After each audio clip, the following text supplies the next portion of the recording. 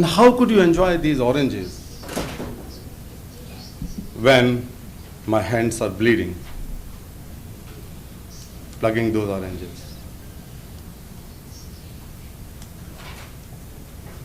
Friends, you could be pained.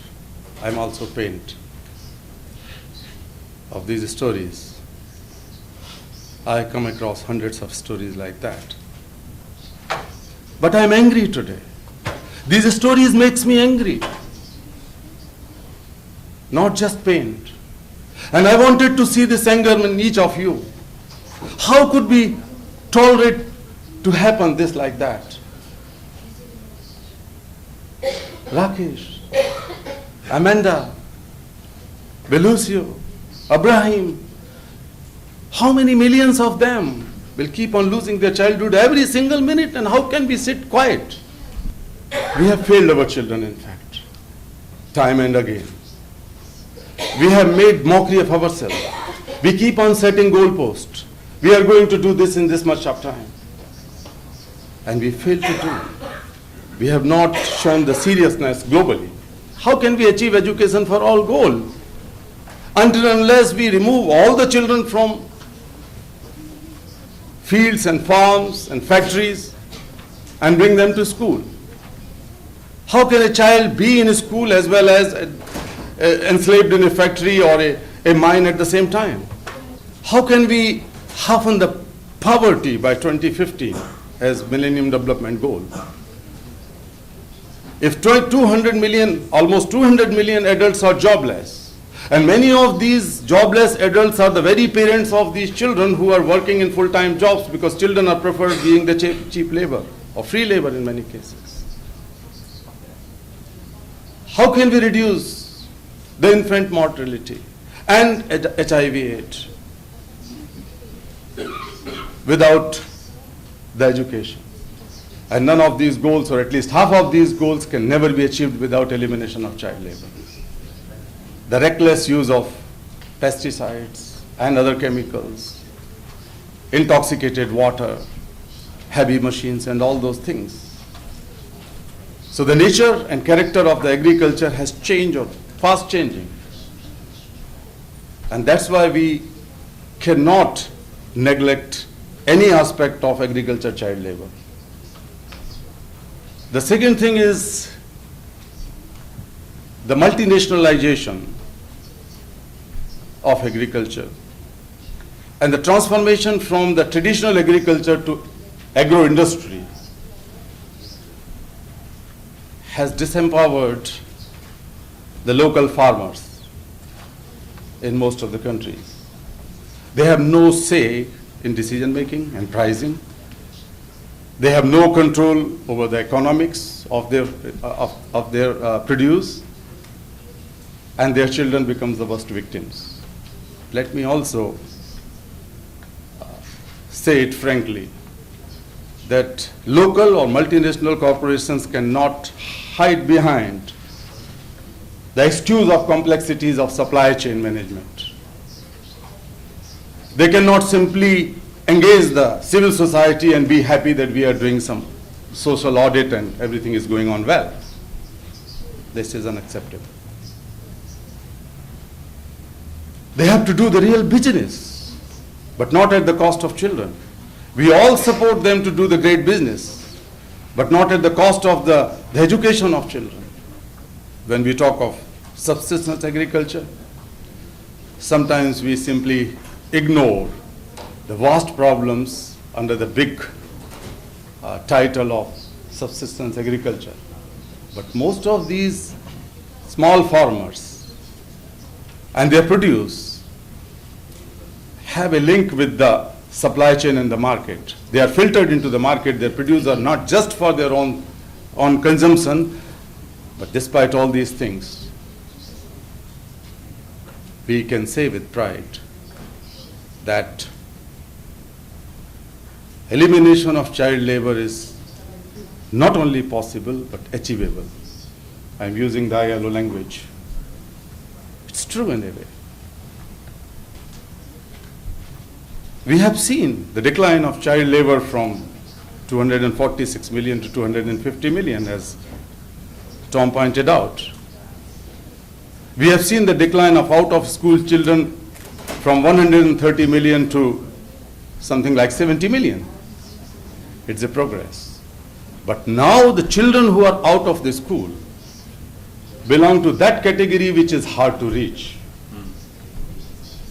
Even if we open a school, even if we hire teachers, if we are not able to bring the children from the fields and farms to the school gates and ensure that they retain in the classrooms, we are not going to achieve either of these goals. Neither we can eliminate child labor, nor we can ensure education for all. So we have to work hard. To conclude, dear sisters and brothers, I think that three important things are needed, beside many things which have been already said. The one thing is that we have to build and strengthen a worldwide movement against child labor. The movement has to trickle down and to go bottom up at all levels, at local level, national level, international level.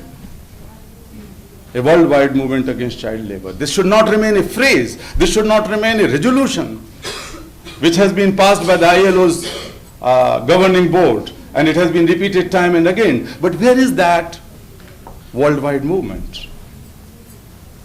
If you compare the portfolio of child labor and funding of child labor, Senator Harkin, with other very important issues like HIV and AIDS, like health, like environment, like global warming, it's pity, it's pittance, it's so small, the portfolio and the funding. We need the leadership, your leadership and the leadership from other countries. And if we have to build up a global movement, it could not remain confined to smaller or bigger projects, smaller or bigger reports and researches. They are all important. But we have to look now beyond that. Who is the taker of those reports? If we don't have the strong hands to receive them at the ground and raise the questions to the governments and question the government that what are you doing? These are international norms and treaties. These are national laws which you made. And what is happening with them? And that strong voice should come from the strong civil society, of course, with the close partnership with other stakeholders, mainly with the unions. I think this is lacking. It needs more political will, but it needs more political as well as the financial support,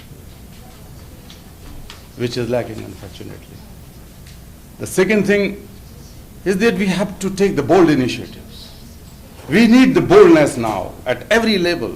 The governments have to show their boldness by admitting and assessing the reality, the magnitude of the problem.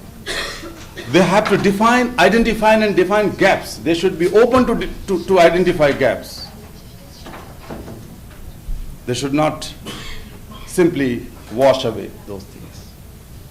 But more importantly, that the governments and the international community should set some benchmark. What are we going to achieve in 2013, 2012, and 13, and 14, and 15, so that by the end of 2016 we can enjoy the party? So we should see this to happen, and the governments have to show boldness, and that cannot come in isolation. Each one of has to exhibit our own leadership. The leadership by the employers and the corporations, the leadership by NGOs and unions. Beside the leadership comes from the government. If we are simply small or bigger project holders and be happy with certain things and our reports, that is not going to solve. We have to show, we have to prove ourselves as the leader. Each one of us have to. And once we go back home, we should feel much more leader in us. Something which we can draw from Senator Harkin and the people sitting on the dais. That we need. And Lastly, but not least, what we need is a deep sense of urgency. And sometimes this becomes rhetoric. We call off urgency, but where is that urgency? In our talk, in our action, in our collective effort. We have to prove that urgency. It should not remain on paper. That's why I request and call upon you, think for a while, think for a minute, that if your own child, your own son or daughter, your own sister or brother, your own granddaughter or grandson has been working as slave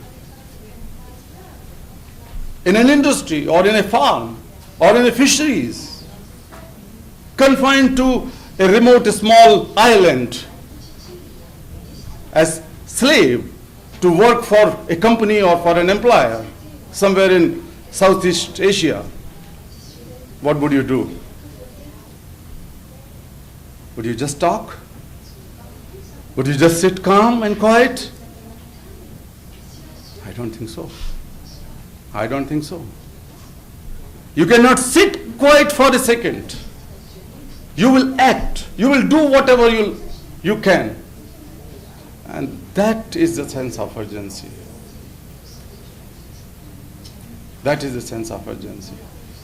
So when we have discussions and deliberations, when we come out with some outcome and some action, but this time we are bringing the people together to build a movement, to build a sense of urgency, but more importantly to come out with concrete action, There is no other word which can solve the problem other than action and action. And I wish you all success and the best stay in the conference. Thank you so much.